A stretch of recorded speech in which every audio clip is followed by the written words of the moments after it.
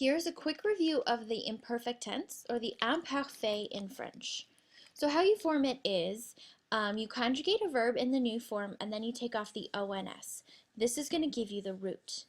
To that root, you then add AIS for je, AIS for tu, AIT for il, elle, and on, IONS for nous, IEZ for vous, and AIENT for il plural. So what I've given you here is an example of regular verb in the ER, IR, and RE forms. Now the only thing that's tricky is the IR verb form.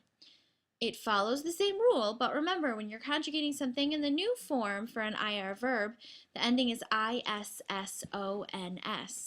That means your root is going to end in ISS before you even add your ending. So look, for example, at finir, and look again at choisir.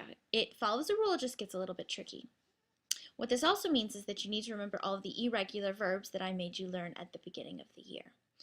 Verbs that end in IER, such as étudier, will actually have two I's in the nous and vous form of the imperfect.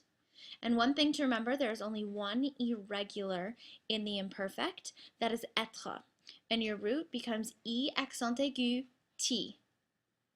And then you add your ending. So I was, for example, becomes je étais or j'étais. Now, when you need to use the imperfect is describing the past.